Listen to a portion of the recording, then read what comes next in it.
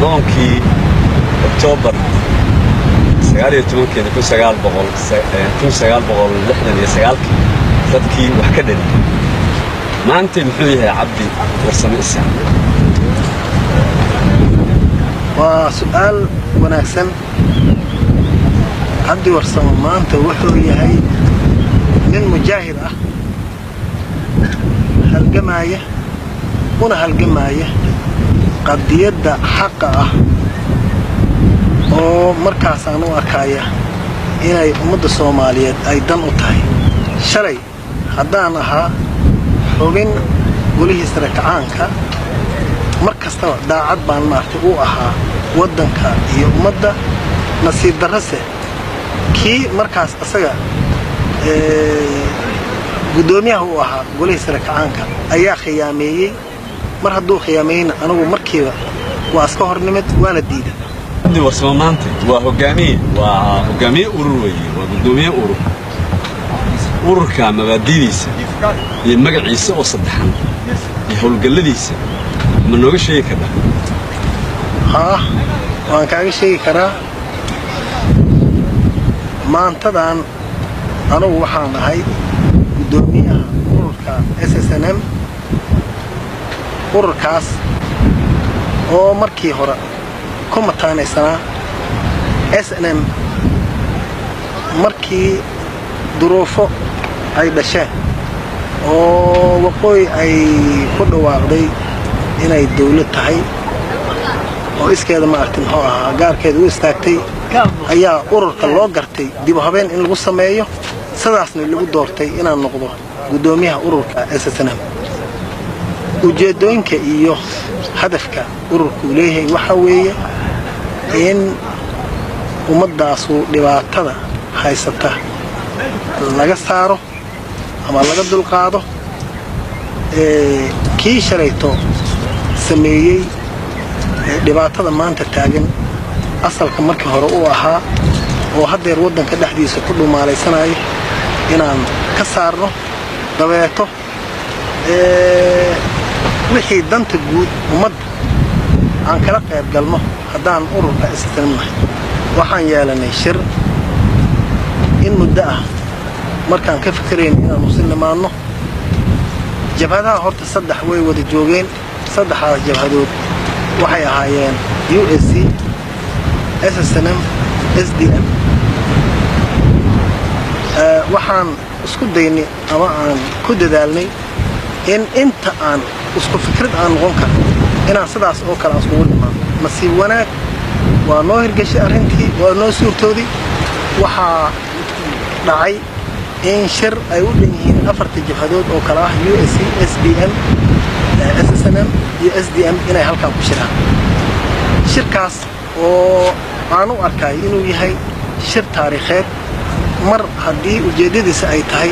baadagoobidda iyo sidii ummadda Soomaaliyeed oo meel maanta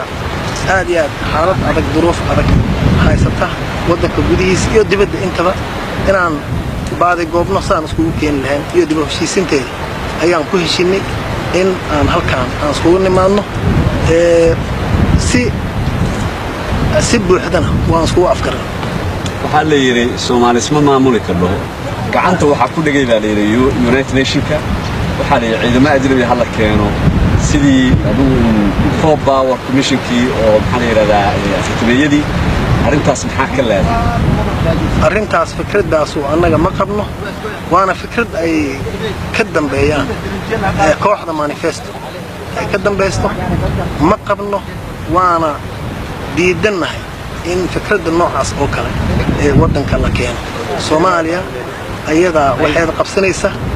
waana la heshin doonaa qofkii wax nagu taraay dhinaca kaalmada bini'aadanimo iyo waxtarka ayaan diyaar u nahay inay wax ka qabtaan sida cunnada iyo daawada iyo wax ummadda ay u baahan tahay laakiin wax ciidan la yiraahdo iyo faragelin ma ogolin reconciliation conference baa la sameeyay waxaan idin soo jeediyay oo idin qoray United Nationska ayaa idin qoray ma sameeynaysan marka si idinka idin soo jeedisay mase idinka isku laabanaya haddaa Soomaalitiin waxa arrimihiina u fiirinaysaa si kale annaga waa qabnaa shirweyne in la qabto oo jabhadaha iskugu yimaadaan waa qabnaa waana soo dhaweynaa baaqaas aanka soo kale taasna waxay ka turjumaysaa baaqii maalin dhowtu uu sameeyay gudoomiyaha UDC General Aidiid marka wax isdiidan dhinacaas ma jiraan shirkana macnihiisu wuxuu yahay in Soomaali ay u timaado dib loo heshiisiyo marka wixii danahoodana maartay muxuu ahaa ayaga ay dhameystaan علينا أفرتينا أورو هذا ماشان سوي والله بدل ما الموضوع كلن كان لحية لا تبكي فبراير برودي يمانتي وتطبيق لا تبكي فبراير وحال قبطان إن السمية الصومالي reconciliation conference وحال قبطان إن ماركتي دبدم بقرن كيلوديسو باقاس يعني وضع وحوي سوى جيرة يعني أنت صور عرفتين يعني صدا سوي كاسان صور دويننا باقاسان صور دويننا waxaan qabnaa in shirweyne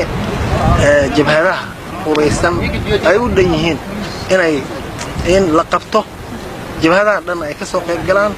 halkaasna wixii khilaafad lagu dhameeyo lana sameeyo dib u heshiisin iyo soo celin sharaftii ummadda Soomaaliyeed dadku rajo weyn ayaa markooda ku jirtay markay maqladeen jabhado mucaarada oo la dagaalaya taliskii faashiga ee faashilka Maxamed Siyaad aad bay idin soo dhaweeyeen لكن waxay noqotay dhibaatadan dheer oo isdaba jooga wadankii oo burburay biyo la'aan cunno la'aan daawo la'aan qoysaskii oo kala lumay waxay noqotay wax arrimahood waxa leeyahay inaysan jirin maamulkii Maxamed Siyaad Barre inuu at least ahaa midkii ugu dambeeyay oo nidaam haba khaldanaad waa ka rajo dhigeen waxa la yiraahdaa jabhadii waxa isku noqdeen Maxamed Siyaad iyo kuwan hadda aad sheegayso halgamaya xaqdirka isku mid bay noqdeen رجال ودتي حاليا وباقيسا بريدو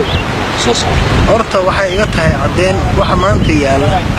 waa wax uu maartay Maxamed Siyaad oo hore u bilaabay ayna xoojiyeen markii dambe kooxdii manifesto dhibaatada wadanka taala Maxamed Siyaad baa u macallina magaca macallinka waa xumaanta macallinka xumaanta asaga maartay bilaabay waxa markii dambe asagana ka sii daray kuwii ayaga ismagacaabay oo ah kooxda manifesto gaarsiinay dhibaatada maanta ummadda